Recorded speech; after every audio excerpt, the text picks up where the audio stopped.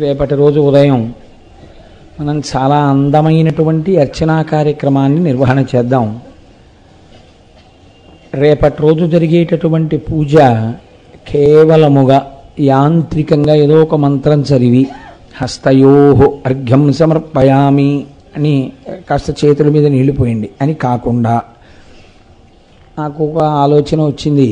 రేపటి రోజున అక్కడ ఋత్విక్కులు మంత్రం చెప్తుంటారు, నేను అదే వేదిక మీద నుంచి ఏ మంత్రం చెప్పినప్పుడు ఏ ఉపచారాన్ని ఏ భావనతో ఎలా చెయ్యాలన్నది కూడా చెప్తుంటాను. అప్పుడు మీ అందరూ చక్కగా మనస్సు, వాక్కు, కాయము మూడింటిని ఏకీకృతం చేసి పరమ నిశ్శబ్దంగా అందమైన పూజ మన జన్మ తరించిపోయేటట్టుగా ఏదో నామాలు చెప్తుంటే మీరు అక్కడ యాంత్రికంగా చేయడం కాదు, అక్కడ నామం చెప్తుంటే మీరు నామం చెప్పేటట్టు. ఎందుకంటే మీరు అలవాటు పడ్డారు కాబట్టి శివో మహేశ్వర శంభు పినాకీ శశిశేఖర చదువుతున్నారు కదా. ఇదే రేపు ఓం శివాయ నమః అంటారు, మీరంటారు. ఓం మహేశ్వరాయ నమః అంటారు, మీరంటారు. ఓం శంభవే నమః అంటారు, మీరంటారు. ఒక్కొక్క అక్షత తీసి శ్వేతాక్షతని సమర్పిస్తే ఈశ్వరుడు పరమప్రీతి పొందుతాడు. చక్కగా అంతమంది భాగవతులు ఒక దేవాలయ ప్రాంగణంలో కూర్చుని పూజ చేసేటప్పుడు దాని శక్తి శబ్దతరంగముల చేత దిగుణీకృతం అవుతుంది. కాబట్టి రేపటి రోజున చాలా అందమైనటువంటి పూజా కార్యక్రమాన్ని అతి తక్కువ సామానుతో ఎంత వైభవోపేతమైన పూజ చేయొచ్చో రేపటి రోజున మనం అనుభవించి ఆనందిద్దాం. దానిలోనే అంతర్గతంగా శివ అని ఒక్కసారి అన్నంత మాత్రం చేత పొంగిపోతే పూజ అంతర్గతంగా రేపొక్క 30 నిమిషాల సేపు మీ అందరూ కూర్చుని చక్కగా శివనామాన్ని రాద్దురు. కానీ మర్చిపోకుండా అందరూ కలం తెచ్చుకోండి. ఎందుకంటే దేవాలయ ప్రాంగణాల్లో సాధారణంగా పెన్స్ ఉండడం అనేటటువంటిది ఉండదు కదా. అప్పుడు పెన్ను లేకపోతే మీరు ఇబ్బంది పడతారు. కాబట్టి పెన్ను తెచ్చుకోండి. పెన్ను, శివకోటి పుస్తకం తీసుకున్న వాళ్ళు పుస్తకం చక్కగా తెచ్చుకుని రండి. దేవాలయ ప్రాంగణంలో కూర్చుని మౌనంగా ఒక్క అరగంట సేపు ఆ శివకోటి రాద్దాం. నేను రాస్తాను మీతో పాటు అరగంట. అయిపోయాక మీ అందరితోటి ఆ మానస పూజ ఎలా చదవాలో రేపు అందరికీ మానస పూజ పుస్తకాలు ఇచ్చి మీ అందరితోటి ఒక్కసారి అది చదవడం నేర్పుతాను.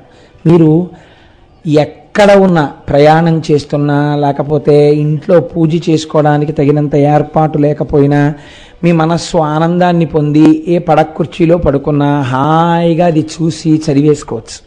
ఎంత గొప్ప పూజో ఆ మానస పూజ.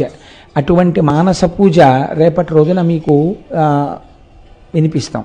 దానితో పాటు రేపటి రోజున సుబ్రహ్మణ్య భుజంగ స్తోత్రం కూడా మీకు బహూకరింపబడుతుంది.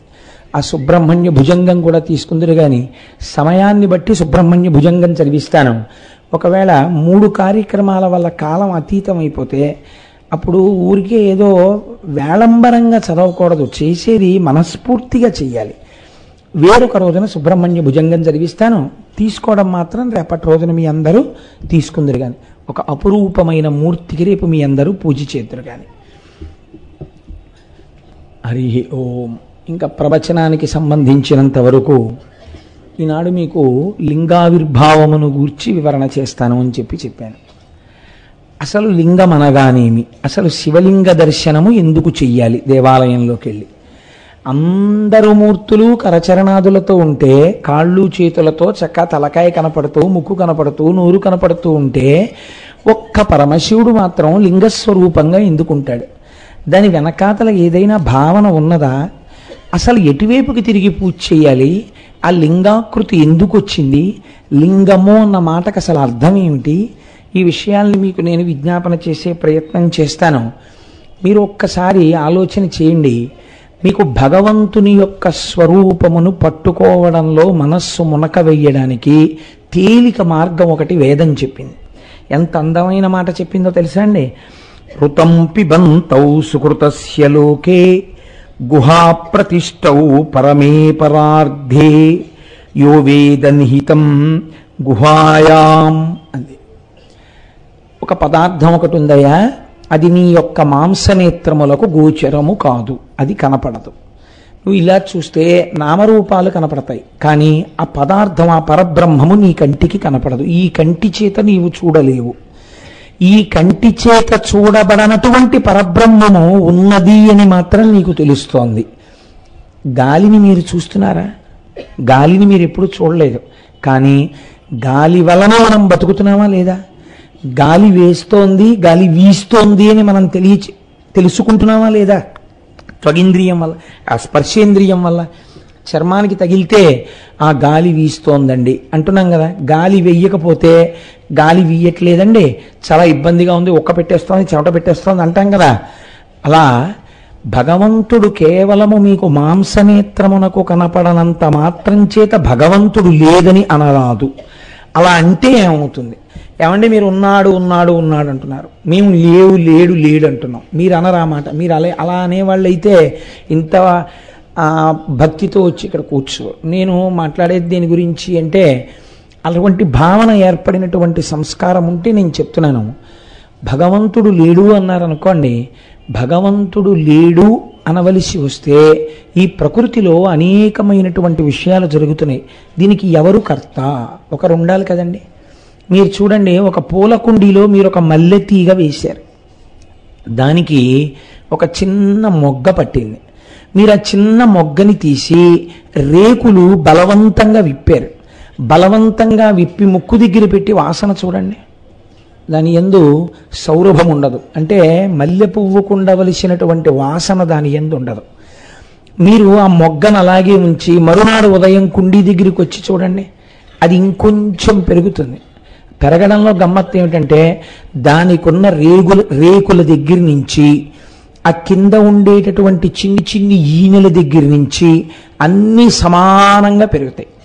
ఒకానొక నాడు అదొక పెద్ద మల్లె మొగ్గ అవుతుంది. సాయంకాలం అయ్యేటప్పటికీ అది బాగా అరవిరిసి ఉంటుంది. రేకులు ఇలా కింద వరకు ఇచ్చుకుంటాయి. మీరు ఇప్పుడు దగ్గరకు వెళ్ళి వాసన చూడక్కర్లేదు. మీరు అక్కడికి వెళ్ళి నిలబడినా దాంట్లోంచి మల్లెపువ్వు వాసన వస్తుంది. ఈ మొగ్గని ఇలా పెంచిన వాడెవరు? ఈ మల్లె మొగ్గలోకి మల్లె వాసనే ఏర్పాటు చేసిన వాడెవరు? మీరు నేను కాదు కదా, అంతవరకు ఖాయం. మనం ఏర్పాటు చేయలేదు. అలాగే ఒక సన్నజాజి తీగయందు సన్నజాజి యొక్క సౌరభమే ఉండాలి. మీరు ఒకే ఒక పెద్ద కుండీ తీసుకుని ఒక మల్లె చెట్టు, ఒక జాజి తీగ, ఒక కుంకుడు చెట్టు, మూడింటిని వేశారనుకోండి, అంటే అంత పెద్ద చెట్టు అవుతుందా అని ఊహకి చూడండి. ఒకే మడి కట్టి పోనీ వేశారండి. ఒకే మడిలో మీరు గీత గీసిన చోట మీరు పోసిన ఒకే నీళ్లు తాగినటువంటి ఈ తీగలు మల్లె పువ్వు వాసనే ఇస్తుంది, జాజి పువ్వు వాసనే ఇస్తుంది, కుంకుడుకాయ చేదు రుచి కలిగినటువంటి కుంకుడుకాయనే కాస్తుంది. అదే మట్టి కదా, మీరు తెచ్చిపోసిన ఒక మట్టే, మీరు పోస్తున్న ఒక్క నీళ్ళే, మూడు వేసింది మీరే, కానీ అదే మట్టిలోంచి మూడు మొక్కలు మూడు రకాలుగా సౌరభాన్ని కాయని ఇచ్చేటట్టుగా శాసనం చేసిన వాడెవరు? ఎవరో ఉన్నారు కర్త ఇవి పెరగడానికి. ఇలా పెరిగేటట్టుగా చేసినటువంటి కర్త ఒకడున్నాడే, వాడు బ్రహ్మము. ఇప్పుడు ఈ బ్రహ్మం ఎక్కడున్నది అని అడిగారు. అంటే శాస్త్రం అంది, బ్రహ్మం ఎక్కడున్నదని అడక్కు, బ్రహ్మమునే నీవు ఉన్నావు. ఆ బ్రహ్మమునందే నువ్వు ఉన్నావు, నీవే బ్రహ్మమై ఉన్నావు, నీకు తెలియడం లేదంతే. కాబట్టి ఇప్పుడు అంతటా నిండిపోయినటువంటి ఈ పరబ్రహ్మాన్ని చూడడానికి ఈ మాంసనేత్రము సరిపోతుందా? ఈ మాంసనేత్రం మహా చూస్తే ఎక్కడి వరకు చూస్తుందండి? ఇలా తలెత్తి చూస్తే ఆకాశంలో మన భూమి కన్నా కొన్ని వేల రెట్లు పెద్దదైన నక్షత్రాన్ని ఇంత చిన్నదిగా మిణుకుమంటున్నట్టుగా చూపిస్తుంది. అంత మాత్రం చేత నక్షత్రం మిణుకుమంటూ ఇంతే ఉందని మీరు అనుకుంటున్నారా?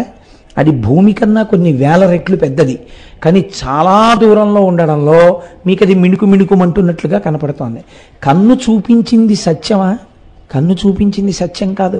కన్ను చూపించింది సత్యం అయితే మనం ఏమంటాం? సూర్యాస్తమయం అయిపోయిందంటాం. సూర్యుడు అస్తమించాడా? సూర్యుడు అస్తమించలేదు. సూర్యుడికి అభిముఖంగా ఉండకుండా చాటుకి భూమి తిరిగింది. కంటి చేత దర్శనమై చెప్పబడినవి అన్నీ సత్యములు కావు. ఒక చోట దూరంగా కొండ మీద పొగ కనబడింది. అదిగో అక్కడ అగ్నిహోత్రం ఉంది అన్నాడు. దగ్గరకెళ్ళి చూస్తే అది పొగమంచు, చల్లగా ఉంది కొండంతా. నీ కన్ను చూసి చెప్పినది ఏదో అది ప్రమాణము కాదు. ఏది ప్రమాణము? వేదం ప్రమాణం. ప్రమాణమైనటువంటి వేదము యొక్క వాక్కు ఎవరి చేత చెప్పబడిందో వాడే ఈ పరబ్రహ్మమునకంతటికీ కర్త. ఆ కర్తని మీరు చూడాలి అని అనుకున్నారనుకోండి, ఎప్పుడైనా అసలు ఇలా నా చేత మాట్లాడించేవాడు, నేను తిన్నది జీర్ణం చేసేవాడు, జీర్ణం అయిపోగా ఉన్న పిప్పిని బయటికి తోసేవాడు, నాలో నిరంతరం రక్తాన్ని అలా కదుపుతూ ఉండేటటువంటి వాడు, నాలోకి ఊపిరిని తీసేవాడు, నాలోంచి ఊపిరి వదిలేవాడు, ఇన్నిటిని చేసేటటువంటి వాడు ఎక్కడున్నాడో ఒక్కసారి చూద్దామని అనిపించింది అనుకోండి. మీరు జాగ్రత్తగా పట్టుకోండి ఈ విషయాన్ని. శాస్త్రం అంది నీవు చూడలేవు అంది. ముందన్న మాట ఏమిటంటే అది నీకు కుదరదు, నీవు చూడలేవు. ఎందుకు చూడలేవు?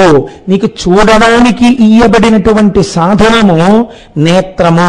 ఈ నేత్రము కూడా దేని వలన ప్రకాశిస్తోంది? లోపలున్న పరబ్రహ్మము వలన నేత్రం ప్రకాశిస్తోంది. దానికి వెనక్కి తిరిగి లోపలికి చూడడం రాదు, పైకి చూడడం వచ్చు, వెనక నుంచి పడుతున్న ఆత్మ యొక్క శక్తి చేత. ఇప్పుడు ఈ కన్ను ఎలా పట్టగలదు భగవంతుణ్ణి? చూడలేదు. నీకు నామరూపాత్మకమైన జగత్తునొక్కదాన్ని ఈ నేత్రము చూపించగలదు. పటకారని చెయ్యి పట్టుకోగలదు కానీ చేతిని పటకార ఎప్పుడూ పట్టుకోలేదు. కన్ను ఆత్మచేత ప్రకాశించాలి తప్ప కన్ను ఆత్మని ప్రకాశింప చేయలేదు. కాబట్టి మాంస నేత్రం చూడదు. కాబట్టి చూడగలవా? చూడలేవు. ఏమండి మీరు ఆ మాట అంటే మరి మాకు బెంగగా ఉంది. అయితే ఇంకా అసలు మాకు ఇవన్నీ చేసిన కర్త ఒకడున్నాడు, వాడిని ఒక్కసారి చూడాలంది మాకు.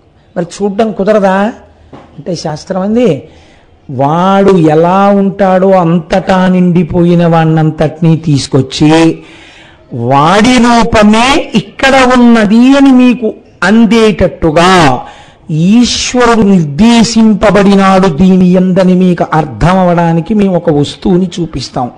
అదే పరబ్రహ్మము. దానికి లింగమని పేరు. అక్కడొచ్చింది లింగము అనేటటువంటి మాట. కాబట్టి ఇప్పుడు లింగ దర్శనమునకు ఏది ప్రధానము? ఆర్తి ప్రధానము.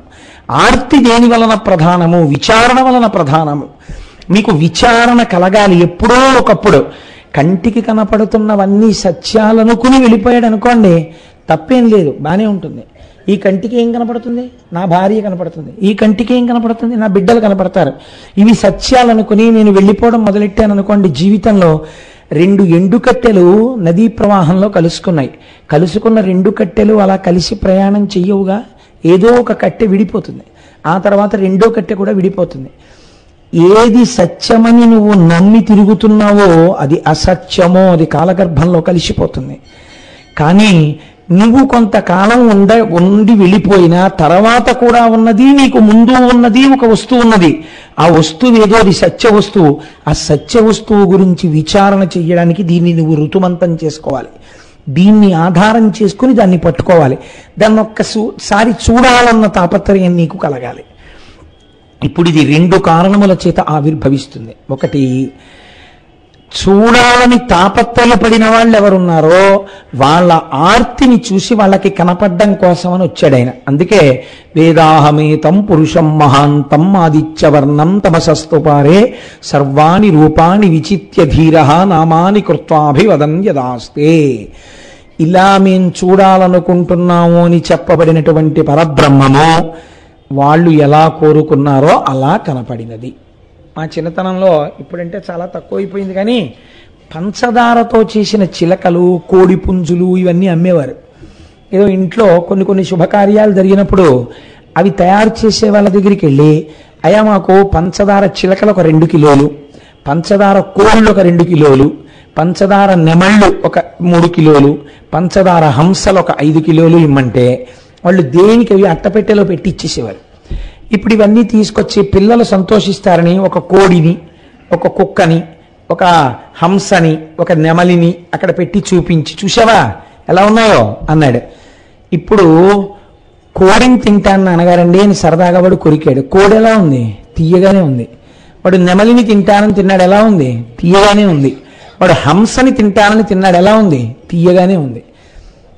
కోడిగా హంసగా నెమలిగా కనపడుతున్నది పంచదార పాకమే. కానీ పంచదార పాకము కనపడదు, దాని బదులు నామరూపాత్మకమైనటువంటి నెమలి హంస అవి కనపడుతుంటాయి. నామరూపాత్మకంగా కనపడేటటువంటి ఈ సమస్త జగత్తునందు నిండిపోయిన బ్రహ్మమున్నదే, అది కంటి చేత చూడాలని తాపత్రయపడితే శివలింగముగా ఆవిర్భవించినది. అది ఒక కారణం. రెండవ కారణం, అసలు నీ ప్రమేయం ఏమీ లేదు. మీరు నన్ను క్షమించండి నేను ఇలా చెప్తే, సృష్టి యందు మీ ప్రమేయము లేదు. అసలు సృష్టి యందు మన ప్రమేయం అన్నది యథార్థంగా ఉంటే, అది సత్యమే అయితే ప్రపంచంలో సంతానం లేని వాళ్ళన్న వాళ్ళు ఉండకూడదు కదండి.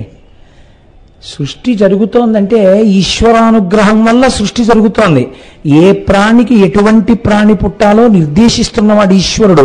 కుక్క కడుపున కుక్క పుట్టాలి, మేక కడుపున మేక పుట్టాలి, పిల్లి కడుపున పిల్లి పుట్టాలి, మనిషి కడుపున మనిషి పుట్టాలి. కాబట్టి ఈ సృష్టి చేసేటటువంటి వాడు ఆయన. మనం ఏమంటాం, ఒక కారణానికి మనం అహంకరిస్తాం. ఇది నేనే సృష్టించానండి మా అబ్బాయి. సాధారణంగా తల్లిదండ్రులు అఫెండ్ అయ్యారంటారు. అఫెండ్ అవ్వడం ఇన్ ది సెన్స్, వాళ్ళకి కోపం దేనికి వస్తుందంటే, నా కడుపున పుట్టినవాడు, నేను కన్నవాడు నా మాట వింటలేదు. ఇది కోపానికి కారణం. అంటే నేను వాడి సృష్టికి కారకుడను అన్న భావం ఒకటి ఏర్పడింది.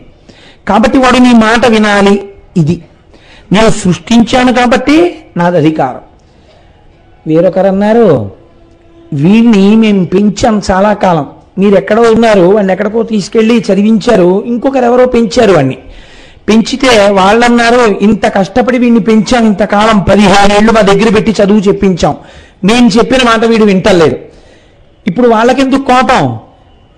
సృష్టింపబడిన పదార్థాన్ని పెంచి పెద్ద చేసి నిలబెట్టి రక్షించిన వాడి మాట వింటలేదు, అది వాళ్ళ కోపం. నిజానికి చదివించడం, నిలబెట్టడం ఇవన్నీ కూడా వాడి లోపల ఉన్న మేధరూపంలో ఈశ్వరుడు ప్రకాశిస్తున్నాడు. నువ్వు దానికి కారకుడవడానికి నిమిత్తం చేసి ఈశ్వరుడు నిన్ను అనుగ్రహించాడు. నీకో కొడుకున్నాడు అనిపించడానికి నిన్ను అనుగ్రహించి నీకొక కొడుకు కలిగేటట్టుగా నిన్ను అనుగ్రహించాడు. సృష్టికర్త స్థితికర్త కూడా ఎవరు? ఎవడిలోంచి బయటికి వచ్చాయో వాడు ప్రళయకర్త. వాడు అన్ని వాళ్ళలో పెట్టుకుని వాళ్ళలోంచి తీసిస్తున్నాడు. ఇప్పుడు వాడే సృష్టికర్త, వాడే స్థితికర్త అయితే నేను సృష్టికర్తని నేను స్థితికర్తని అని అహంకరిస్తే ప్రళయకర్త పాఠం చెప్పడానికి ఒకసారి రావాలి కదండి. అది అసలు ఉద్దేశం. అంతేకాని అందుకని ఒకనాడు ఏమైంది, లింగావిర్భావ కాలమునందు ఒకానొక కల్పంలో బ్రహ్మగారికి శ్రీ మహావిష్ణువుకి ఒక చిన్న వాదోపవాదం జరిగింది. నేను బ్రహ్మము అంటే నేను బ్రహ్మము, నేను అధికుడు అంటే నేను అధికుడు. వీరి మధ్య ఈ వాదోపవాదం జరుగుతుండగా అది కొంచెం తీవ్రమైన స్థాయిని పొందుతుంటే దేవతల యొక్క మొర విన్నవాడై పరమేశ్వరుడు ఒక జ్యోతిస్తంభముగా వారి మధ్య ఆవిర్భవించినాడు. ఇలా ఎందుకు ఆవిర్భవించాలి, మీరు దీన్ని కొంచెం జాగ్రత్తగా పట్టుకోవాలి. ఒక జ్యోతిస్తంభంగా ఆవిర్భవించాడండి అని నేను అన్నాను అనుకోండి, జ్యోతిస్తంభం అనగానేమి అంటే ఒక బ్లోఅవుట్ అని చెప్పచ్చాము. బ్లోఅవుట్ ఏముందండి, గ్యాస్ భూమిలోంచి అలా పైకి వచ్చేస్తే మండింది అనుకోండి, అలా పొడవుగా ఒక స్తంభాకృతిలో మండుతుంటుంది కదా. ఒక బ్లోఅవుట్ ఏర్పడితే చూడ్డానికి ఎన్ని ఊళ్ళ నుంచో వెళ్ళి చూసొస్తుంటారు దూరం నుంచి కదా. అలాంటి బ్లోఅవుట్ దెబ్బలాడుకుంటున్న ఇద్దరి మధ్యలోకి వచ్చింది అనుకోండి. ఇప్పుడు వాళ్ళిద్దరూ దీని సంగతి తర్వాత చూద్దాం దెబ్బలాడుకుంటారా, దీని సంగతి చూస్తారా, ఇదేటో ఇలా వచ్చేసింది, ఇంత పెద్ద జ్యోతి స్తంభం ఏమిటంటారా? అంటే ముందు కంటిని ఆకర్షిస్తుంది జ్యోతి. కాబట్టి ఇప్పుడు ఆ జ్యోతి స్తంభము ఏర్పడినది. మీరు అలా ఆనుకోకండి అమ్మా, అలా కూర్చోకుండా సరిగ్గా కూర్చోండి. ఆ జ్యోతి స్తంభం ఒకటి ఏర్పడినది. ఆ జ్యోతి స్తంభాన్ని చూడగానే బ్రహ్మగారికి శ్రీ మహావిష్ణువుకి వారు యందు ఉన్నటువంటి వ్యగ్రత ఉపశమించినది. ఉపశమించింది, ఒరే మన ఇద్దరం చాలా గొప్పవాళ్ళం అనుకుని దెబ్బలాడుకుంటున్నాం కదా, మన ఇద్దరి మధ్యలో కొత్తది ఇంకోటి వచ్చింది, ఇదేమిటి అనుకున్నారు. సరే బాగానే ఉంది, ఇది కూడా ఒకందుకు మంచిదే. ఎందుకు మంచిది? మన ఇద్దరిలో ఎవరు గొప్పవాడో తెలుసుకోవడానికి ఇది బాగా పనికొస్తుంది. అసలు ఇలా చూస్తే పైన కనబట్టలేదు, ఇలా చూస్తే కింద కనబట్టలేదు, ఎక్కడి నుంచి వస్తోందో తెలియట్లేదుగా. నేను పైన ఇది ఎక్కడుందో దీన్ని మొదలు కనిపెడతా, నువ్వు కింద కనిపెడతావా? కనిపెడతాను. ఇప్పుడు శ్రీ మహావిష్ణువు వరాహ రూపంలో భూమిని తవ్వుకుంటూ వెళ్ళిపోయారు దాని ఆది కనుక్కోవడానికి. ఇప్పుడు పైకి చతుర్ముఖ బ్రహ్మగారు హంసవాహనం ఎక్కి దాని యొక్క చివర కనుక్కోవడానికి వెళ్ళిపోతున్నారు. ఈ పైకి కిందకి కనుక్కోవడానికి వెళ్ళిపోతున్న వాళ్ళలో ముందు సత్వం ఆవిర్భవించినటువంటి వారు శ్రీమన్నారాయణుడు. ఆయన అనుకున్నారు, ఎంత వెళ్ళినా ఈ జ్యోతి స్తంభము యొక్క మొదలు కనపట్టలేదు. అందుకని భిత్వా పాతాళ నిలయం గత్వా దూరతరం హరిహి నా పశ్యత్తస్య సంస్థానం స్తంభస్యానలవర్చసః. ఎంత వెతికినా దీని యొక్క ఆది మొదలు కనపట్టలేదు. కాబట్టి ఇది ఖచ్చితముగా పరబ్రహ్మం, ఇది దీని యొక్క మొదలు నేను కనిపెట్టలేకపోయాను. కాబట్టి ఆయన మళ్ళీ భూమి మీదకి వచ్చి కూర్చున్నారు. బ్రహ్మగారు రజోగుణ సంపర్కం ఉన్నవాడు కొద్దిగా. ఆయన పైకి ఎక్కుతుంటే ఎంతసేపు పెడతాంరా ఇలాగా, ఏమిటి ఎంత వెళ్ళినా కనపట్టలేదు. ఆయన ఇబ్బంది అలా ఏమిటంటే కింద ఆయనకి కనపడిపోయిందేమో అని. అందుకని ఆయన అలా వెడుతూనే ఉన్నారు. ఇంతలో పైనుంచి ఓ కేతకీ పుష్పం ఒకటి కింద పడింది, ఓ మొగలిపు. దాన్ని టక్కున పట్టుకుని అడిగారు ఆయన, ఎక్కడి నుంచి వస్తున్నావు అని అడిగారు. అబ్బో, ఎవరో ఒక మహానుభావుడు పరమభక్తితో ఇలా శంకరుడి మీద వేశాడు, మీరు ఇది చాలా జాగ్రత్తగా పట్టుకోవాలి. ఇంత పైన తలకాయ ఉంటే దాని మీద పువ్వు ఎలా పడిందండి, ఎవరు పూజ చేశారు అంటే ఎవరో భక్తుడైన వాడికి లొంగిపోయాడు ఆయన, అహంకరించిన వాడికి దొరకలేదు ఆయన కదండి. ఆయన ఎవరో పూజ చేశాడు, ఆ మొగలి పువ్వు తల మీద ఎట్టుకున్నాడు ఆయన. చాలా కాలం తర్వాత మీ ఇద్దరు దెబ్బలాడుకోవడం చూసి అంత పూర్వమే కొన్ని సంవత్సరాల క్రితం ఆయన ఎందుకో సంతోషంగా ఇలా అన్నాడు.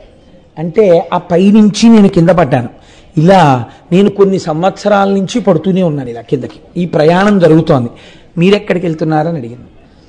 అయ్య బాబోయ్, నువ్వు ఇలా ఎన్నో ఏళ్ల నుంచి పడుతున్నాను అంటున్నావు అంటే ఎప్పటికి కనపడుతుంది నాకు, పోన్లే కానీ ఒక ఉపకారం చేస్తావా అన్నాడు.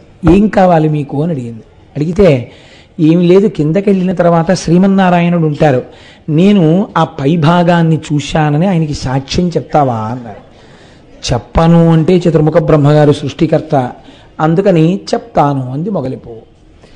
సరే, శివమహాపురాణాంతర్గతం కాదు కానీ ఇతర పురాణాల్లో సమన్వయం ఏమిటంటే అక్కడే ఒక ఆవు కూడా కనపడింది. ఆ ఆవుని నువ్వెందుకు వెళ్ళావంటే పైన అభిషేకం చేసి వస్తున్నాను, నేను ఆ పైనుంచి ఎప్పటి నుంచో దిగుతున్నాను, నువ్వు కూడా చెప్తావా అని చూశానని చెప్తాను ముఖంతో అంగీకరించింది. ఇద్దరూ కిందకు వచ్చారు. శ్రీ మహావిష్ణువుని ఆయన ముందు అడిగారు, చూసొచ్చారా అని అడిగారు. అబ్బాయి నాకు కనపడలేదు, ఎంత దూరం వెళ్ళినా కనుగొనలేకపోయాను, పైకి వచ్చేసాను అన్నారు. నేను చూసొచ్చాను, ఇదిగో సాక్ష్యాలు, ఈ కేతకీ పుష్పం, ఈ ఆవు. కేతకీ పుష్పం ఆయన చూసొచ్చారని చెప్పింది. ఆవు ముఖంతో అంగీకరించి పృష్ఠభాగమును కదిపి చూడలేదు అని చెప్పింది. ఇప్పుడు నిరాకారముగా జ్యోతిస్తంభముగా ఉన్నటువంటి పరమాత్మ శంకరుడు సాకారమును పొందాడు.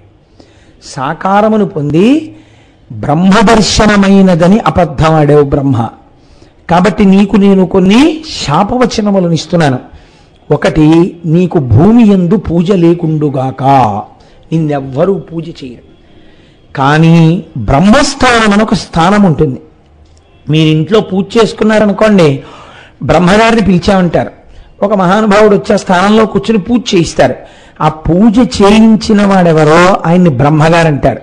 మీరు పూజ అయిపోయిన తర్వాత లేచి ఈయనంత బాగా చేయించలేదండి అన్నారనుకోండి, సున్న చుట్టేస్తారు మీరు చేసిన పూజకు ఫలితాన్ని. అది బ్రహ్మస్థానం. ఒకసారి కూర్చోబెట్టాక ఆయన ఏది చేయిస్తే అదే శాస్త్రం, అంతే. కాబట్టి నువ్వు బ్రహ్మస్థానమునందు ఆవాహన పొంది గౌరవింపబడుతుంటావు. రెండవది ఏది అంటే, నువ్వు అబద్ధం చెప్పకుండా శ్రీ మహావిష్ణువు నేను చూడలేకపోయానని చెప్పారు కాబట్టి నాతో సమానంగా ఆయనకి వైభవోపేతంగా పూజలు ఉత్సవాలు ఉంటాయి. ఆ ఉత్సవాలకి ఆధిపత్యం వహిస్తుంటావు. అందుకే బ్రహ్మోత్సవము అని బ్రహ్మగారి రథం ముందు నడుస్తుంది ఉత్సవాలకి. కేతకీ పుష్పం అబద్ధం చెప్పింది కాబట్టి ఈ కేతకీ పుష్పము నా యొక్క పూజ యందు అగకుండుగాక. అది ఎంత సువాసనాభరితమైన మొగలి పువ్వు నా పూజలో ఉపయోగింపబడదు. భగవదార్చనకి ఉపయోగపడని పువ్వు ఎంత అందంగా ఉంటే ఎందుకు, ఎంత సువాసన ఉంటే ఎందుకు. ఇప్పుడు కేతకీ పుష్పం బాధపడింది, అయ్యో నా బ్రతుకు ఇంతేనా, నాకు పూజార్హత లేదా అని. నాయందు పూజింపబడవు గాని, నాకు పూజింపబడవు గాని నాకు భక్తులైన వారు నిన్ను తలలో ధరిస్తారు. అందుచేత నా భక్తులు ధరిస్తే నేను ఎక్కువ ప్రీతి పొందుతాను. కాబట్టి శివభక్తులైనటువంటి వారు మొగలి పువ్వు ధరించవచ్చు. 2, నాకు పూజ జరిగే చోట ప్రాంగణం మీద మొగలి పువ్వులతో అలంకారం చేస్తే నేను ప్రీతి పొందుతాను. ప్రత్యక్షంగా నాకు పూజ మాత్రం చెయ్యకూడదు. కాబట్టి ఇప్పుడు కేతకీ పుష్పానికి అటువంటి వరం, అటువంటి శాపం రెండింటినీ అనుగ్రహించారు. ఇప్పుడు నేను ఈ మాట మీకు చెప్పి నేను ఒక మాట పూర్తి చెయ్యకపోతే ఒక ప్రమాదము వెంటనే ఏర్పడిపోతుంది. ఏమా ప్రమాదము? ఏమండి, సరస్వతీదేవికి భర్త చతుర్ముఖుడు, 4 ముఖములతో వేదం చెప్పేటటువంటి వాడు, అంతటి మహానుభావుడే. బ్రహ్మగారు శ్రీ మహావిష్ణువు ఇలా దెబ్బలాడుకుంటుంటారా? నిజంగా ఒకవేళ బ్రహ్మగారు పోనీ ఏదో పొరపాటు పడ్డారనుకోండి, శ్రీ మహావిష్ణువు శ్రీమన్నారాయణుడు సాక్షాత్తుగా మహానుభావుడే.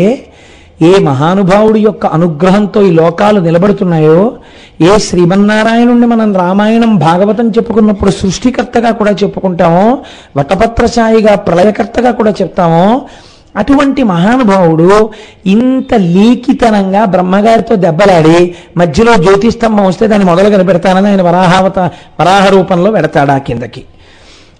అసలు ఇదేనా దీని ఉద్దేశ్యం? లేకపోతే ఇంకేమైనా చెప్పాలని అనుకుంటోందా పురాణం?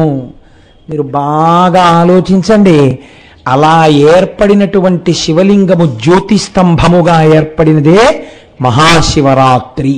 దాని పేరు రాత్రి. ఇది మెల్లమెల్లగా లింగాకృతి తగ్గిపోయి కంటి చేత చూడబడదగినటువంటి లింగాకృతిని పొందినటువంటి రూపమే అరుణాచలంలో ఉన్నటువంటి కొండ.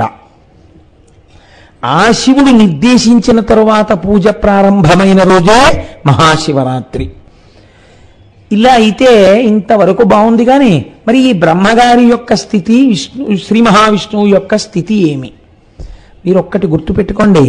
మీరు జాగ్రత్తగా సమన్వయం చేసుకుంటే బ్రహ్మ, విష్ణువు, శివుడు అనేటటువంటి మూడింటితోటే మీకు ఎప్పుడు ఏది చెప్పవలసి వచ్చినా వ్యాసుడు చెప్తుంటాడు. ఎందుకు చెప్తారో తెలుసా అండి? ఉన్న ఒక్క బ్రహ్మము ఈ 3గానే పనిచేస్తుంటుంది. సృష్టికర్త, స్థితికర్త, ప్రళయకర్త, పరబ్రహ్మం. మీరు ఒక్క విషయం కొంచెం జాగ్రత్తగా గమనించండి. శ్రీ మహావిష్ణువు స్థితికారుడు కాబట్టి ఆయన సత్వగుణ సంపన్నుడు కదండి. మనం ఆ మాట అంటాం కదా.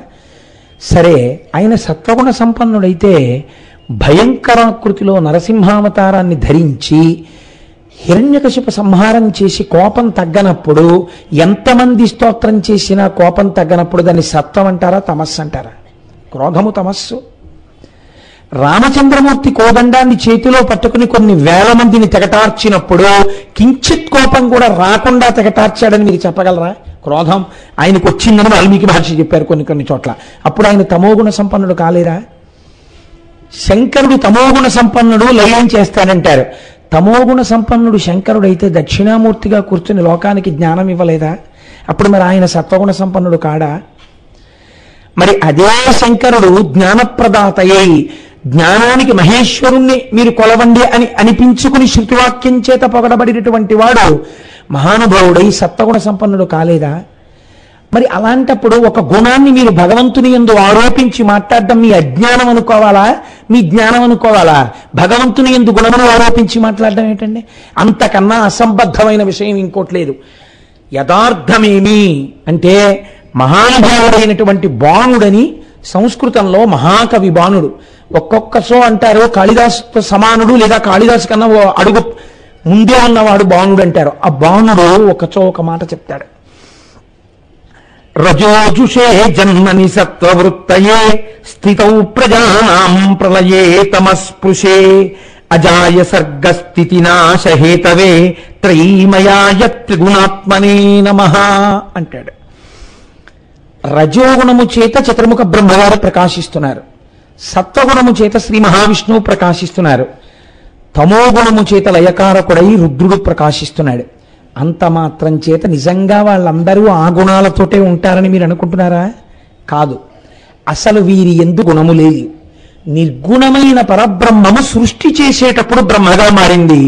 అప్పుడు అవసరం కాబట్టి రజోగుణాన్ని తీసుకుంది.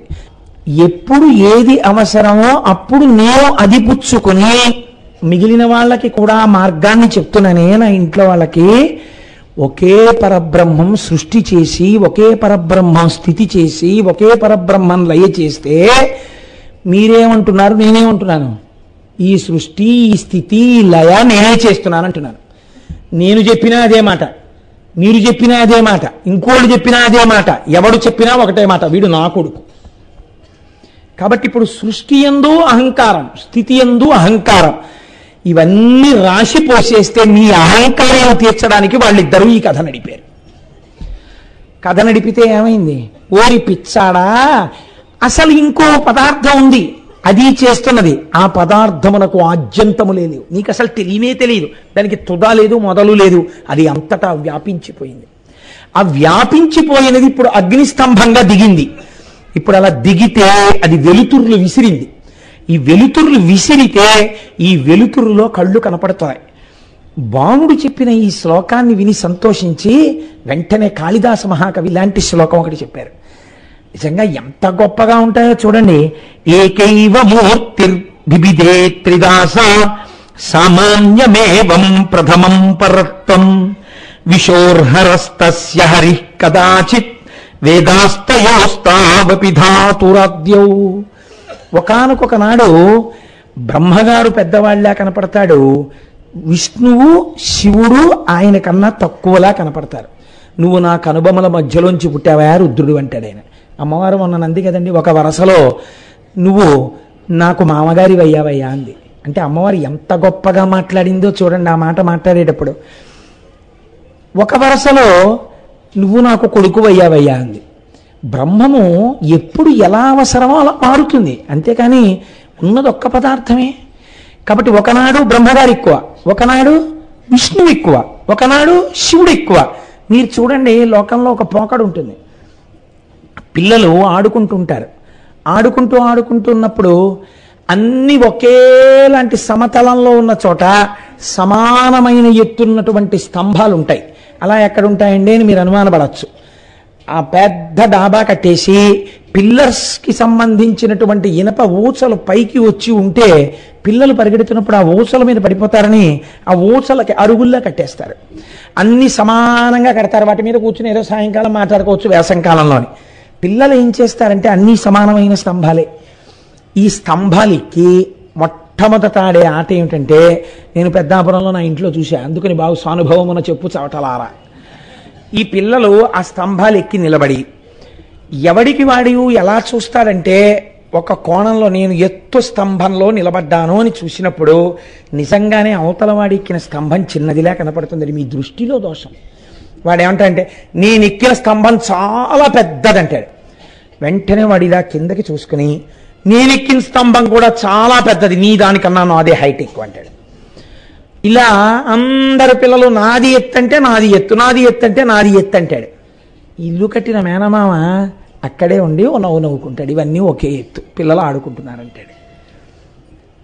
పరబ్రహ్మమును ఒక్కొక్క రూపంలో ఉపాసన చేసేవాడికి ఆయా రూపముల యందు అభిమానం ఉంటుంది. ఉన్నప్పుడు వాడంటాడు ఇది ఎక్కువ అంటాడు. కానీ ఇది ఎక్కువ అది తక్కువ అనకూడదు, అన్నీ సమానం. కానీ నాకు ఈ స్తంభం మీద కూర్చోవడం సంతోషం అనాలి. అది పక్వత, అది జ్ఞానం. ఇది కాళిదాస మహాకవి చెప్తున్నాడు. ఒకనాడు బ్రహ్మ అధికుడిలా కనపడి శివ విష్ణువులు తక్కువగా కనపడతారు. వేరొక పురాణమునందు విష్ణు అధికుడై బ్రహ్మ శివుడు తక్కువగా కనపడతారు. రామాయణంలో ఆ శివ ధనస్సుని విష్ణువు విరిచేశారు రామచంద్రమూర్తి.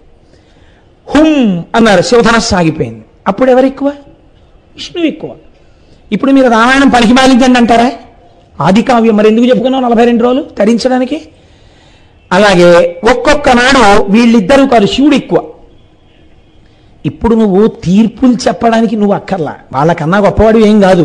తీర్పు చెప్తే మళ్ళీ కిందకో పైకో వెళ్ళినవాడు నువ్వెందుకు తీర్పు చెప్తావు? జ్యోతిస్తంభం అంటే ఏమిటో తెలుసా అండి? అదే అంతటా ఉన్నది. ఎన్ని దీపాలు వెలుగుతున్నా వెలుగుతున్నది ఒక్క జ్యోతి రూపమే. ఇన్ని రూపాలుగా ఉన్నది ఒక్కటని నువ్వు తెలుసుకోవడం జ్యోతిర్లింగ ఆవిర్భావం. కాబట్టి ఇప్పుడు ఈ అర్ధరాత్రి వెలిగినటువంటి జ్యోతిస్తంభం వెలిగితే రుద్రం దానికి ప్రార్థనా శ్లోకం చెప్పింది. ఆపాతాళ నభస్థలంత భువన బ్రహ్మాండమా విస్ఫురత్ జ్యోతిస్ఫాటిక లింగ మౌళి విలసత్పూర్ణేందు అంతామృతై అస్తోకాప్లుతమేకమీశమనిశం రుద్రాను వాకాంజపం ధ్యాయేత్ ఈప్సిత సిద్ధయే ధ్రువపదం విప్రోభిషించేచ్చివం బ్రహ్మాండ వ్యాప్తదేహ భసిత హిమరుచాభాసమానా భుజంగై కంఠే కాళాః కపర్దాః కలిత శిశికలశ్చండ కోదండహస్తాః అంది. అది పాతాళము నుంచి బ్రహ్మాండములు ఎక్కడ వరకు ఉన్నాయో అక్కడ వరకు అదంతా ఒక పెద్ద జ్యోతి లింగాకృతి. దీని మీద చంద్రుడనబడేటటువంటి అమృతము ఉన్నది. ఈ చంద్రుడు కరిగి అమృతము స్రవించి దాని మీద పడుతోంది. ఆ పడుతున్నటువంటి అమృత స్రావమవుతూ తడుస్తోంది. ఆ తడిసినటువంటి శివలింగం ఎప్పుడు చల్లగా ఉంటుంది. ఆ శివలింగం చల్లగా ఉంటే లోకాలన్నీ చల్లగా ఉంటాయి. అందుకే శివలింగం మీద ధారాపాత్ర కట్టి వదిలేస్తారు. అది చంద్రబింబంతో సమానం. ఎప్పుడు నీళ్లు పడుతూ లింగం చల్లగా ఉంటే మనం చల్లగా ఉన్నామని గుర్తు.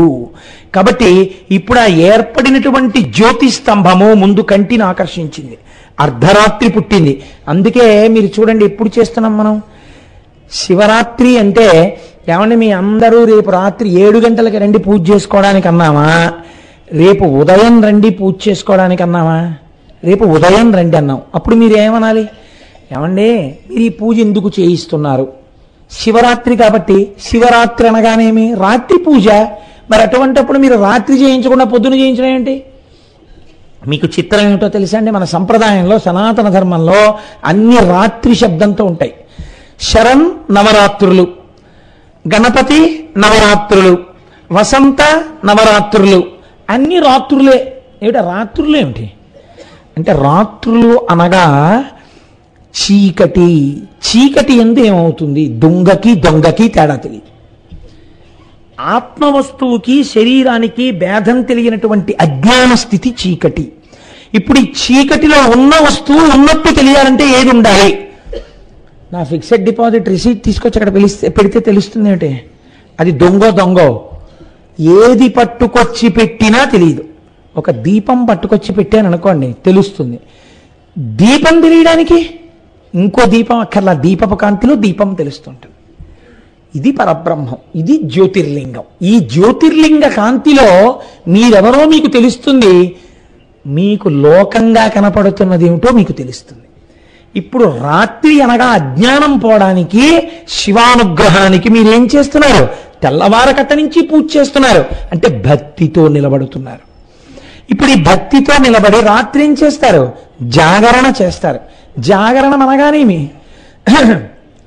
జాగరణం అంటే మీరు ఒకటి గుర్తుపెట్టుకోండి, ఏదో రకంగా నిద్రపోకుండా ఉండుట కాదు. ఏదో ఒక ప్రయత్నం చేత నిద్ర రాకుండా వెర్రికేకలు వేసుకుంటూనో, డాన్స్ బేబీ డాన్స్ చేసుకుంటూనో, పనికిమాలిన పనులు చేస్తూనో నిద్రపోకుండా నిగ్రహించుకుంటే మీరు పావుని కొట్టట్లేదు, పుట్టని కొడుతున్నారు. దానివలన ప్రయోజనం ఏమిటంటే, ఒక పాప ఫలితం పోయిందేమో, ఎవరినో నిద్రపోకుండా చేసేందుకు మీరు నిద్రపోకుండా ఉన్నారేమో. దాన్ని నిద్రపోకుండా ఉండమని చెప్పలేదు శాస్త్రం, జాగరణ చెయ్యి అంది. మీరు చూడండి, ఓ మాట అంటుంటాం మనం సాధారణంగా, ఏమండి నిన్న రాత్రి పడుకుందాం అనుకుని ఇలా తలుపేద్దామని వెళ్ళానండి. తలుపేద్దామని వెళ్ళేటప్పటికి ఇంట్లో చిన్న త్రాచుపాం పిల్ల కనపడింది. గబగబా కర్రపట్రా అని వంటింట్లోకి వెళ్ళిపోయింది. ఆ వంటింట్లో వెతికి చూసేటప్పటికి లటక్కని బెడ్రూమ్లోకి వెళ్ళిపోయింది. రాత్రల్లా జాగరణమేనండి, పాము కనపడలేదు, పొద్దున్న పెరిగిందండి అంటాం. అంటే ఇప్పుడు మీరు వెతుకుదాని లేదు, దొరికితే దొరుకుతుంది, లేకపోతే లేదు, ఏమవుతుందని చెప్పి మెల్లిగా కూర్చుని కునుకు తీస్తూ బాసుం పెట్టేసుకుని, వస్తే ఈ పెట్టి తీస్తాను చూడు ఇక్కడ ఏమైనా ఉంటుందేమో త్రాచుపాం పిల్ల అని బాసుం పెట్టేసుకుని ఎంతసేపు మీరు వెతుకుతానని చెప్పి హాయిగా కూర్చుని పెట్ల వీళ్ళు ఆగుతారా? అలా ఏం లాగరు, అక్కడ త్రాచుపాం ఉంది కాబట్టి దూరంగా నించుని అవసరమైతే ఎగిరి మంచం మీదకి ఎక్కేయడానికి మంచమో స్టూలో కుర్చీయో పెట్టుకుని ఓ కర్ర పెట్టి దూరంగా పెట్లవి రాత్రల్లా లాగుతూనే ఉంటారు. అది ఇక్కడ కనబడుతుంది, ఇంకో దాంట్లో దూరిపోతుంది. ఇక్కడ మీరు వెతగ్గా పిల్ల రైని కేకేస్తుంది, నాన్నగారండి ఈ గదిలోకి వచ్చేసింది అంటుంది. అది మళ్ళీ అక్కడికి వెళ్ళిపోయింది ఇంకో గదిలోకి. జాగరణమనగా ఆ వస్తువునే వెతుకుతూ పరమ అప్రమత్తంగా ఉండుట. ఇప్పుడు అప్రమత్తంగా ఉండడానికి మీరేమిటి ప్రధానం? కరెంటు తీసేయడం ఈ రాష్ట్రమునకు లక్షణము. కాబట్టి చీకటి గబాలను ఎప్పుడు తీసేస్తారో, ఉసిరే త్రాచుపాం కాళ్ళెక్కే మీ మీదకి ఎక్కేస్తుంది. ముందే ఛార్జింగ్ లైట్లన్నీ వెలిగించట్టే పెట్టు, గబాల చీకటి కరెంటు తీసేశారంటే కుట్టేస్తుంది ఎవరు. కాబట్టి మీరు ఏది మాత్రం ముందు పెట్టుకుంటారు? దీపాలు సిద్ధంగా ఉంచుకుని వెతకడం మొదలెడతారు. దీపాలు సిద్ధంగా పెట్టుకుని వెలిగించడం, పగలంతా దీపాలు వెలిగించడమే మీరు చేసే పూజ. మనస్సుని ఈశ్వరాభిముఖం చేయడం, అందుకు ఉపవాసం. ఉపవసి ఈశ్వరుడికి దగ్గరగా వెళ్ళారు. అలా వెళ్లకుండా లొల్లి పూజ చేశారనుకోండి మీరు, దానికి అర్థం లేదు. ఎందుకు వెళ్ళావు ఆ గుళ్ళోకి? ఏం చేశావు? జనం, విపరీతమైన జనం, నువ్వు వాళ్ళతో తోసుకున్నావు. ఒకడినొకడు తోసేశాడు. అక్కడ శివలింగం దగ్గరికి వెళ్ళావు, నమస్కారం. అది ఏమిటో నీకు తెలియదు, నువ్వేమిటో దానికి తెలియదు. దానికి తెలుసు కానీ నీకు తెలియదు. ఓ నమస్కారం. అక్కడి నుంచి ఆ పత్రంతా తొక్కేయడం, ఆ అభిషేక జలాలన్నీ తొక్కేయడం, బయటికి వచ్చేయడం. వచ్చేసేసి అమ్మాయి అయిపోయింది శివదర్శనం. ఏమిటి నువ్వు చేసింది?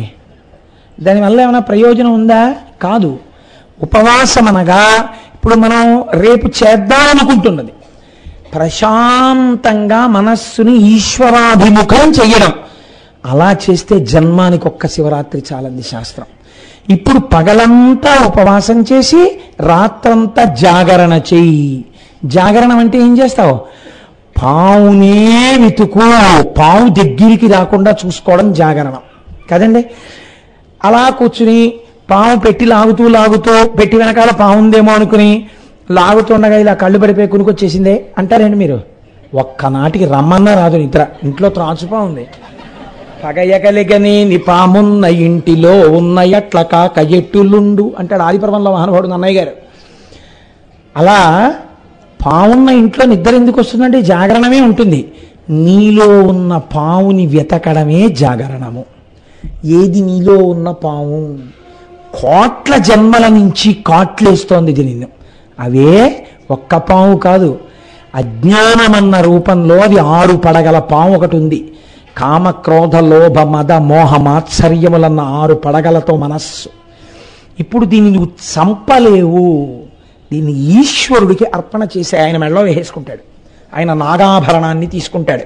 తీసుకుని నీకేం ఇస్తాడు? ఆయన వీటిని మారుస్తాడు. కామము ఈశ్వర కామము, క్రోధము ఏమిటి నాకు దిక్కుమాలిన కోపం అని కోపం మీద కోపము, లోభము అమ్మో నేను ఇంకా భగవత్ సంబంధమైన విషయాలు ఇంకొక 2 శ్లోకాలు నేర్చుకోవాలి, సుబ్రహ్మణ్య భుజంగం నా నోటికి వచ్చేయాలి, ఈ లోభం. మదము నా భగవానుడు నాకున్నాడు, ఎందుకంటే నాకేమిటి బెంగ, నాకున్నాడండి ఈశ్వరుడు, ఇది నీ గర్వం. భక్తి చేత కలిగినటువంటి అతిశయం దీన్నిగా మార్చి ఇప్పుడు నీకు ఎటువంటి పావునిస్తున్నాడు? అది పావు కాదు, ఇప్పుడు నీకు ఈ 6 గుణములనేటటువంటి పుష్పాన్ని ఇస్తున్నాడు. కాబట్టి జాగరణం ఎలా చేయాలి అంటే మన మనస్సు అంత తొందరగా సరిగ్గా ఉండదు కదా. 6:30కి ప్రవచనానికి వస్తేనే నిద్రపోతుంది. రేపు రాత్రి 10ంటికి కూర్చోమంటే కూర్చుంటుంది అది. కాబట్టి తెలివైన పని ఏమి చేయాలో తెలుసా అండి? మార్చి మనస్సుని కుదుటపరచాలి. కానీ దాన్ని మాయ చెయ్యాలి. ఎలా మాయ చేయాలి? అంతర్లీనంగా భగవంతుడినే పెట్టాలి. పైకి మాత్రం మారిపోతోందని చెప్పాలి. కార్యక్రమం లేస్తుంది మళ్ళీ, బాబోయ్ ఇద్దరు ఎవడు కొంచెం కళ్ళు పడిపోతున్నట్టున్నాయి, పాము ఎక్కడుందో అని వెతుక్కుంటూ ఉండాలి. కాబట్టి 6:30 నుంచి 8, 8:30 ప్రవచనం అయిపోతుంది. అద్భుతమైనటువంటి గంధర్వగానం అయిపోతుంది. అయిపోయిన తర్వాత మనందరికీ ఇంకా కళ్ళు పడిపోయే టైం వచ్చేసింది. ఇంకా 10, 9:30, 10 అవుతోంది. కళ్ళు పడిపోకుండా ఉండాలంటే ఇవాళ రోజున మనల్ని ఆపగలిగినది ఏది? అంచాక్షరి. ఇప్పుడు అంచాక్షరి పెట్టారనుకోండి, మీరు పెడితే రజోగుణ తమోగుణ ప్రకోపం వచ్చేస్తుంది, సత్వగుణం పోతుంది. జాగరణం కాదు అది, అదో వెర్రి ఆడంగిత తయారవుతుంది. కాబట్టి ఇప్పుడు ఏం చేయాలి? అసలు ఎలా మార్చుకోవాలో జీవితాన్ని చూపించడానికి రేపు ఒక కొత్త ప్రయోగం జరుగుతుంది. చిన్న చిన్న పిల్లలు ఇక్కడ కూర్చుని సంగీత విద్వాంసుల సమక్షంలో ప్రసాద్ బాబు గారు ఎంపైర్గా ఇక్కడ నిర్వహిస్తూ ఉండగా ఎవరికి అంత టైంలో పాడాలో ఒకళ్ళు ఒక కీర్తన, ఒక పల్లవి పాడి విడిచిపెడతారు. ఏదో ఉదాహరణకి అదిగో అల్లదిగో శ్రీహరివాసము 10,000 శేషుల పడగలమయము అని వదిలేస్తారు. మీరిప్పుడు మా మీద ఏమున్నాయి మీరు అందించకూడదు ఎవరును. మీరు దాన్ని వినాలి. ఇప్పుడు మీ మనస్సు ఏం చేస్తుంది? డ్రిల్ చేస్తుంది. మా మీద ఏమున్నాయి కీర్తనలు, మా మీద ఏమున్నాయి కీర్తనలు అని ఆ మముబ్రోవామని మముబ్రోవామని కాదు, ననుబ్రోవామని ఆ కీర్తన అని మీలో మీరు మాట్లాడుకుంటుంటారు. ఈలోగా ఈ పిల్లలు పాడతారు, అబ్బాయి ఎంత బాగా పాడారో అనుకుంటారు. ఇలా వాళ్ళ మధ్య భగవత్ సంబంధమైన అంత్యాక్షరి జరుగుతుంటుంది. ఇప్పుడు ఈ కీర్తనలు వింటూ మీరు కూడా మనస్సటు పెట్టుకుంటారు. అయిపోయింది. అద్భుతమైన భరతనాట్యం, శివతాండవం జరుగుతాయి. అయిపోతుంది. జ్యోతిర్లింగం ఆవిర్భవిస్తుంది. 12 అయింది, మీకు తెలియదు 12 అయిపోయిందని. జ్యోతిర్లింగం వచ్చేసింది. అంటే మీ 6 గుణాలు పోయాయి, దుర్గుణాలు. జాగరణం పూర్తయిపోయింది, ఈశ్వరానుగ్రహం వచ్చేసింది. ఇప్పుడు మీరు ఆ జ్యోతి వెలుగులో నిలబడతారు. ఇది జ్యోతిర్లింగ ఆవిర్భావము మహాశివరాత్రి నాడు. ఇందుకు జాగరణ, ఇందుకు ఉపవాసం, ఇందుకు పూజ, ఇందుకు వచ్చాయి తప్ప అర్థం పర్థం లేకుండా చెయ్యమని రాలేదు. ఇలాంటి పూజ, ఇలాంటి జాగరణ చెయ్యడం కోసమని రేపు మనం ఈ దేవాలయ ప్రాంగణాన్ని వేదికగా చేసుకోబోతున్నాం. కనుక దీనిని జ్యోతిర్లింగము అని శాస్త్రం పిలిచింది. ఇప్పుడు మీరు చూడండి, ప్రధానంగా జ్యోతిర్లింగ ఆవిర్భావమునందు ఏది ఏర్పబడినది మీరు ఆలోచించండి. బ్రహ్మగారికి విష్ణుకి కలహం వచ్చింది. కలహం దేనికి వచ్చింది? నా అంతవాణ్ణి నేను, నా అంతవాణ్ణి నేను అన్న అతిశయం చేత వచ్చింది బాహ్యంలో కథకి. ప్రపంచంలో భగవంతుడు ప్రతివాడికి ఏదో ఒక విభూతినిస్తాడు. ఏమీ లేకుండా ఎవ్వన్ని ఆయన చెయ్యడు. ఏదో ఒక విభూతి ఉంటుంది. మీరు చూడండి, ఆశ్చర్యం ఏమిటో తెలియదు కానీ చాలామంది సంగీత విద్వాంసుల్లో 2 నేత్రములు లేనటువంటి వారు అద్భుతమైన సంగీత విద్వాంసులుగా ఉంటుంటారు. మనకి ఇక్కడ శరన్నవరాత్రుల్లో వాయిస్తుంటాడు ఆ పిల్లాడు. నిజంగా అతన్ని చూస్తే మనసు కరిగిపోతుంది. చక్కగా మెరిసిపోతుంటాడు బంగారంలా. నేను ఇక్కడే వేదిక మీద కూర్చొని చూస్తుంటాను. అది జిప్పు తీసేస్తాడు, మృదంగం తీస్తాడు, పక్కనెట్టుకుంటాడు, జిప్పేస్తాడు, ఇలా పెట్టి తడువుకుని అక్కడ పెడతాడు. అందులోంచి రాయి తీస్తాడు, అక్కడ పెట్టుకుంటాడు. ఆ మృదంగం తీసి టక్ టక్ టక్ టక్ కొట్టుకుంటూ సరిపోతోంది, దీనికి కావలసిన శృతి అనుకుంటే మళ్ళీ రాయి అక్కడ పెడతాడు. మైక్ ఎంత దూరంలో ఉందో ఇలా ఇలా తడివి చూసుకుంటాడు. ఒళ్ళో మృదంగం పెట్టుకుని ఆ పాట వింటూ ఈ సభలో ఎవరున్నారో, ఎంతమంది ఉన్నారో, ఎవరు పాడుతున్నారో, ఏం చేస్తున్నారో అతనికి నేత్రాలు చెప్పవు. కానీ అతను ఈ ఇంద్రియం మీదే ఆధారపడి వింటున్న దానికి అనుగుణంగా మృదంగాన్ని సమకూరుస్తాడు. ఏమి ఈశ్వర విభూతి అండి అది? ఈశ్వరుడు ఇచ్చాడా లేదా? ఒకటి పోతే ఒకటి ఇచ్చేస్తాడు ఆయన దయాళువు. ఇప్పుడు ఈ వినయం ఎప్పుడు ఏర్పడుతుంది? ఈశ్వరుడు నాకు అనుగ్రహించాడు అని మీరు అన్నారనుకోండి, ఈశ్వరానుగ్రహం అండి నాకు కొడుకున్నాడు. అస్తమానం మీకు ఎంతమంది పిల్లలు ఉన్నప్పుడు ఈశ్వరానుగ్రహంలో నా కొడుకు కనక్కర్లేదు. మీరు లోపల మనస్సులో నాకో 2 పిల్లలు ఉండడం ఈశ్వరానుగ్రహం, నాకో ఉద్యోగం ఉండడం ఈశ్వరానుగ్రహం, నేను 4 మాటలు చెప్పుకోగలగడం ఈశ్వరానుగ్రహం అన్న భావన పరిపుష్టమైందనుకోండి, దాన్ని వినయము అని పిలుస్తారు. ఈ వినయము లోపించడం కలహానికి కారణమైంది, అతిశయానికి కారణమైంది. ఈ వినయము నేర్చుకో. అందుకే శంకరాచార్య స్వామి వారు షట్పదీ స్తోత్రం అని ఒక స్తోత్రం చేశారండి. అసలు నిజంగా మీరు ఆ షట్పదీ స్తోత్రం చదవాలి. ఎంత అద్భుతమైన స్తోత్రం చేశారో తెలుసండి. మనస్సుకు షట్పది అని పేరు. పంచేంద్రియములు ఒక మనస్సు 6 కాళ్లతో ఉంటుంది. అందులో ఆయన అంటారు, అవినయమపనయ విష్ణో దమయమన శమయ విషయ మృగతృష్ణాం భూతదయాం విస్తారయ తారయ సంసార సాగరతః. మొట్టమొదటి శ్లోకం. అందులో అవినయమపనయ విష్ణో, స్వామి శ్రీ మహావిష్ణు నాకు నువ్వు వినయమును కటాక్షించు. ఎన్నడూ అహంకారం ఏర్పడకూడదు. సర్వభూతముల యందు దయవు కలిగి ఉండేటట్టుగా అంతటా నిన్ను చూసేటట్టు అనుగ్రహించు. అదే జ్యోతిర్లింగ దర్శనం. అందుకే రఘువంశం రచన చేస్తూ కాళిదాస మహాకవి ఒక అద్భుతమైన మాట అంటారు. దిలీప మహారాజు రాజ్యం చేస్తున్నప్పుడు చేసిన చాలా గొప్ప విషయం ఏమిటి? ప్రజాయాం వినయాధాత్ రక్షణాద్ భరణాదపి. ప్రజలందరిలో వినయం ఉండేటట్టుగా చూసేవట్టు ఆయన. ఇది ఒక రాజు చెయ్యవలసింది, ఇది ఒక ఉపాధ్యాయుడు చెయ్యవలసింది, ఇది ఒక గురువు చెయ్యవలసింది. వినయం నేర్పాలి శిష్యులకి. ఈ వినయము ఆరంభం ఎక్కడా? మీరు జ్యోతిర్లింగం గురించి తెలుసుకుంటే అంతటా అది నిర్వహిస్తోంది. అది సృష్టికర్త, స్థితికర్త, ప్రళయకర్త, నేనెంతటి వాణ్ణని వినయంతో నిలబడతారు. ఈ వినయము మీకు కలగడానికి మహాశివరాత్రి నాటి జ్యోతిర్లింగ దర్శనము, లింగార్చనము ప్రధానమై ఉన్నవి. మీరు చూడండి, ఈ శివలింగమును గురించి కదండి మనం మాట్లాడుకుంటున్నది. ఈ లింగమునకు ఒక విశేషం ఉంది. లోకంలో అన్ని లింగములు ఒక్కలా ఉండవు.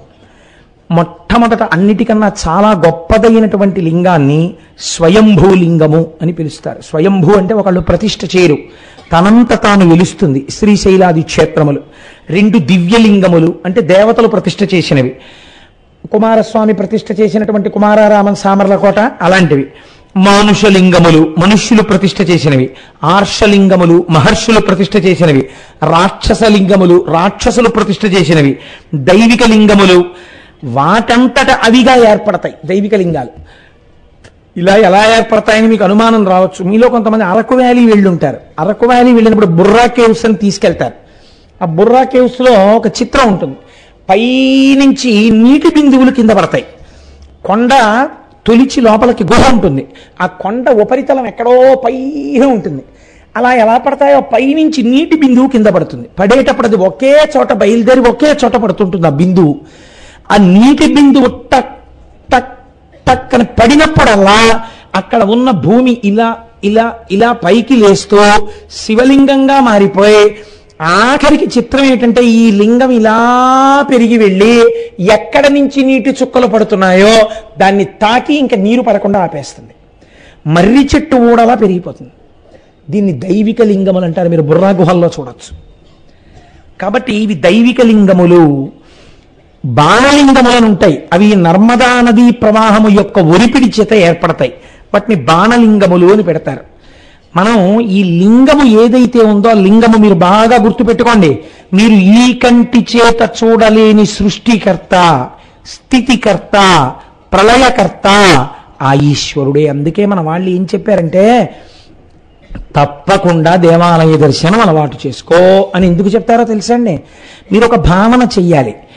నేను ఎక్కడ నుంచి వచ్చానో వెనక్కి వెళ్ళారనుకోండి, ఎప్పుడో మీరు అమ్మ కడుపులో పడుకున్నారు. అక్కడ వరకు మీకు తెలుసు, ఎందుకంటే అమ్మ కడుపులోంచి వచ్చారు కాబట్టి అమ్మ కడుపులో పడుకున్నారు. అమ్మ కడుపులోకి నేనన్నప్పుడల్లా నేను కోటేశ్వరరావు అని ఒక భావన ఉంటుంది కదా. ఇది అమ్మ కడుపులోకి ఎక్కడి నుంచి వచ్చింది. అంతకు ముందు కూడా ఎక్కడి నుంచి వచ్చి ఉండాలి కదా.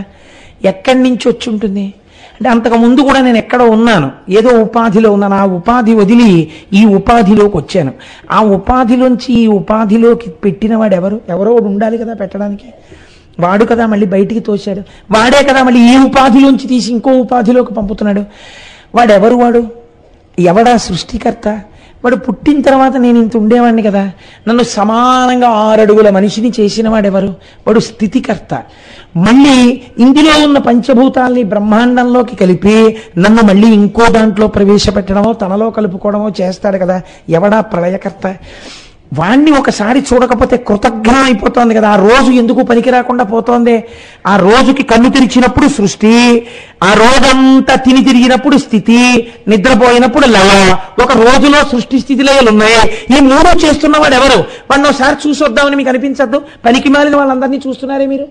వీడిని చూసొద్దామని మీకు ఆర్తి కలిగితే మీరు గుళ్ళోకి వెళ్ళాలి. వాడు అక్కడే ఉంటాడు, ఇంకెక్కడా ఉంటాడు. వాడు రైతు బజార్లో కనపడ్డా, వాడు మీకు ఆలయంలోనే కనపడతాడు. నా మాటలో అయితే నేను శివపురాణం చెప్తున్నాను, శివాలయం అయినా విష్ణువాలయం అయినా కనపడతాడు. మీకు శ్రీమన్నారాయణుడు కానైనా వాడే, శివుడి కానైనా వాడే. నేను ఆ భేదం పాటించలేను, ఎందుకంటే నేను శంకరాచార్యులు వారిని నమ్మి ఉన్నాను కాబట్టి నేను అలాంటి భేదం నేను చెప్పలేను. ఏ దేవాలయానికి వెళ్ళినా వాడే ఆ రూపంలో ఉన్నాడు. కాబట్టి ఇప్పుడు అటువంటి స్వరూపాన్ని మీరు చూస్తే మీకు ఎవరో సృష్టికర్తయో స్థితికర్తయో ప్రళయకర్తయో తెలుస్తోంది. అదే ఒక గుర్తుగా చూసినప్పుడు లింగమై కనపడుతోంది. ఇప్పుడు ఈ లింగము రూపమున్నదా రూపము లేనిదా? రూపమున్నది రూపము లేనిది. కాళ్ళు చేతులు కళ్ళు ముక్కు లేవు కాబట్టి ఇది రూపమున్నది కాదు. రూపం లేదా? మీ కంటికి కనపడుతోంది, ఏదో కనపడుతోంది కాబట్టి రూపమున్నది. కాబట్టి దీన్ని అరూపరూపి.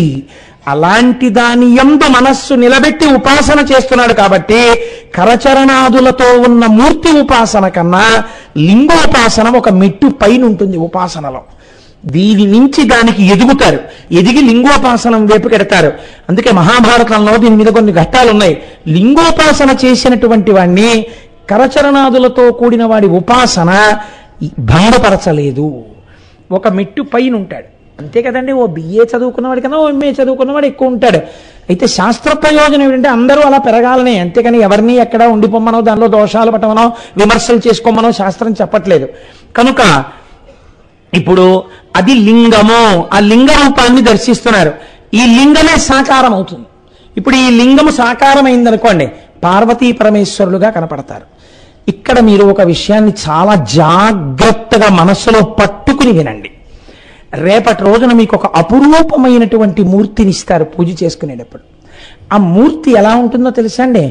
పంచసామ్యములు కలిగినటువంటి మూర్తిగా ఉంటుంది. పంచసామ్యములు కలిగినటువంటి మూర్తి అంటే ఒక మంచం ఒకటి వేసి ఉంటుంది. ఆ మంచానికి ఆగ్నేయమునందు చతుర్ముఖ బ్రహ్మగారు కోడగా ఉంటారు. అదే మంచానికి నైరుతి దిశయందు శ్రీ మహావిష్ణువు ఒక కోడుగా ఉంటారు. వాయవ్య దిశయందు రుద్రుడు కోడుగా ఉంటాడు. ఈశాన్య దిక్కునందు మహేశ్వరుడు కోడుగా ఉంటాడు. ఇలా తల కనపడుతూ పర్యంకంగా అంటే పైన ఉండేటటువంటి బెడ్గా సదాశివుడు ఉంటాడు. దాని మీద ఇద్దరు కూర్చుని ఉంటారు. ఇద్దరు ఎర్రగా ఉంటారు. ఇద్దరికీ 4 చేతులే ఉంటాయి. ఇద్దరి మొహాలు గుండ్రంగా ఉంటాయి. ఇద్దరు ఒకే ఆయుధాలు పట్టుకుంటారు. ఇద్దరి పేర్లు ఒక్కలా ఉంటాయి. ఈయన శివ అయితే ఆవిడ శివా, ఈయన హంస ఆవిడ హంసి, ఈయన భైరవ ఆవిడ భైరవి, ఆయన సమయ ఆవిడ సమయి. ఇద్దరి యందు ఏ తేడా ఉండదు. ఆయన ఎడమ తొడ మీద ఈవిడ కూర్చుంటుంది. అంటే సృష్టికర్త, స్థితికర్త, ప్రళయకర్త, సృష్టి స్థితి ప్రళయములే కాకుండా లయములే కాకుండా తిరోధాన అనుగ్రహములను ఇంకో 2 చేస్తారు. ఈ తిరోధానం అంటే మీరు ఎక్కడి నుంచి వచ్చారో మీకు తెలియకుండా చేయడం, తెరడ్డం పెట్టేయడం. దీన్ని తిరోధానం అంటారు. అజ్ఞానం. ఆవిడే అనుగ్రహిస్తే తెరపైకి ఎత్తేస్తుంది, ఎక్కడి నుంచి వచ్చారో చెప్పేస్తుంది. కాబట్టి ఇప్పుడు పరబ్రహ్మంలో కలిపేస్తాడు. ఇలా కలిపేయడాన్ని అనుగ్రహం అంటారు. ఇది ఆ పర్యంకం సదాశివుడు చేస్తాడు. ఇలా చేసేటటువంటి 5 చేసేవాళ్ళు ఎవరున్నారో సృష్టికర్త, స్థితికర్త, ప్రళయకర్త, అనుగ్రహకర్త, తిరోధానకర్త అయినటువంటి ఈ ఐదుగురు చేసేటటువంటి వాళ్ళు, అమ్మా అలా పిల్లవాడి నోరవి ముయ్యకండమ్మా, తప్పువాడి చిన్నవాడు, వాడికి ఏం తెలుసు పాపం సభ గురించి, వాడికి శివలింగం గురించి ఏమర్థం అవుతుంది, మీరు వాడిని తీసుకుని కొంచెం దూరంగా వెళ్ళండి తల్లి, మీరు అలా సభలో కూర్చుంటే ఇబ్బంది కదా, మీరు దూరంగా వెళ్ళండి, నేను అలాంటివి సహించాను, మీరు దూరంగా వెళ్ళండి, అలా కూర్చోవద్దు, దూరంగా కూర్చుని వినండి, మీకు అర్థం అవుతుంది. అంతే తప్ప పిల్లాడిని నోరు మూయడం, వాడు అరుస్తూ ఉండడం ఇవి నేను అంగీకరించాను. మీరు పిల్లవాడిని తీసుకుని పక్కకు పెడతారా, నేను మంగళాశాసనం చెప్పేయాలా? మీరు పక్కకు వెళ్ళండి. అంతేగాని పిల్లవాడు వాడు చంటివాడు, వాడికి ఏం తెలియదు, వాడి నోరు నొక్కేయడం ఏమిటి? కనుక సృష్టి, స్థితి, లయ, తిరోధాన, అనుగ్రహము అనబడేటటువంటి 5 చేసేవాళ్ళు ఎవరున్నారో వాళ్ళని కామేశ్వర, కామేశ్వరి అంటే వాళ్ళు లోకమునందు మొట్టమొదట ఈ సృష్టినంతటిని చెయ్యడం కోసమని ఆవిర్భవించినటువంటి మూర్తులు. అవి 2 ఎర్రగానే ఉంటారు. పంచసామ్యములు అంటారు. ఈ పంచసామ్యములు చాలా చిత్రమైనటువంటి సామ్యంతో ఉంటారు. వాళ్ళని మీరు వేరు చేసి చెప్పలేరు. పేర్లు సమానం, రూపము ఎరుపు, ఇద్దరివి 4 చేతులు, ఇద్దరికి 3 కళ్ళు, ఇద్దరికి చంద్రరేఖ, అదే చంద్రమౌళీశ్వర ఆరాధనం. అన్ని కోర్కెలు తిరుగుతాయి మహాశివరాత్రి నాడు ఆ పూజ చేస్తే. నివాసము ఇద్దరికీ లేరు, ఇద్దరికీ మణిద్వీపం, ఇద్దరికీ శ్రీచక్రం, ఇద్దరికీ కైలాసం. ఇద్దరు చేసే పనులు పంచకృత్యాలు: సృష్టి, స్థితి, లయము, తిరోధానము, అనుగ్రహము. ఇద్దరి ఆశీర్వచనము ఒక్కటే. అందరూ చిట్ట చివరికి ఈశ్వరుల్లోకి చేరాలి. అందరు బిడ్డలు సంతోషంగా ఇహమునందు ఉండాలి. ఇది ఇద్దరి యొక్క ఆశీర్వచనము. ఇద్దరి యొక్క ఈ సమాన లక్షణాలని పంచసామ్యములని పిలుస్తారు. ఈ పంచసామ్యములు కలిగినటువంటి మూర్తులను కామేశ్వర, కామేశ్వరి అని పిలుస్తాం. ఈ మహాకామేశ్వర, కామేశ్వరి మూర్తులనే చాలా అరుదుగా దొరుకుతుంది. ఈ మూర్తులనే రేపు మీకు పూజకిస్తారు. ఇదే ఇందులోకి ఆదిశంకరాచార్యుల వారిని కూడా ఈ పక్కకు వచ్చేటట్టుగా ఏర్పాటు చేశారు. కాబట్టి రేపటి రోజున ఈ మూర్తి మీద ఒక్క పువ్వు పడితే సృష్టి స్థితి లయ తిరోధాన అనుగ్రహములు జరిగి చేసేటటువంటి దేవతల మీద, మహాకామేశ్వర కామేశ్వరీల మీద, జగద్గురువులైన శంకర భగవత్పాదుల పాదాల మీద ఆ పువ్వులు పడిపోయినట్టే. కాబట్టి మహాశివరాత్రి ధన్యమైపోలా. నేను అబద్ధాలు చెప్పి ఊరించలేదు. ఎంత మీకు గొప్పదైన మూర్తో చూడండి. శివలింగాన్ని అందరూ ఉపాసన చేయలేరు. ఈ మూర్తిని మీరు ఇంట్లో పెట్టుకుని ఉపాసన చేయవచ్చు, నమస్కరించవచ్చు. అంత గొప్ప మూర్తి. మీ అందరికీ రేపటి రోజు పూజలో ఈ మూర్తిని ఇచ్చి పూజ చేయిస్తారు. ఏమమ్మా అంటే రేపు మీరు చూసినప్పుడు మళ్ళీ ఏమిటండి ఇవి అని మీరు కంగారు పడక్కర్లేదు. లింగాన్ని సాకారం చేస్తే, కంటితో చూసేటట్టు చూస్తే ఇదిగో ఇలా అవుతారు. చూసారా, ఇద్దరి ముఖాలు గుండ్రం, ఇద్దరి చేతులు, ఇద్దరికి 4 చేతులు. మీరు చాలా జాగ్రత్తగా చూడాలి. ఇటు పక్కన ఆయన విల్లు పట్టుకున్న దోచెయ్యి, మిగిలినటువంటివి పంచబాణాలు. అలాగే దాన్ని దట్ విచ్ గోస్ అంకుశం పక్కన ఉన్నటువంటిది శూలం. అలాగే అమ్మవారు కూడా అవే. ఆయన ఎడమ తొడ మీద పర్యంకం, సదాశివుడు, బ్రహ్మ విష్ణు మహేశ్వరులు, రుద్రుడు, ఇవి పక్కన శంకర భగవత్పాదులు. ఇది ఈ సమస్త సృష్టికి హేతువై మొట్టమొదట పైకి లేచినటువంటి సాకారమూర్తులు. లింగారాధనమును సాకారం చేస్తే ఇది అవుతుంది. ఇటువంటి సాకారమూర్తినే మీ అందరూ రేపు ఉదయం చక్కగా కూర్చుని నామాలు చెప్తూ, ఏమ్మా రేపు మీరు చూద్దురుగాని తల్లి మీ అందరికీ పూజలు ఇస్తారు. ఏమ్మా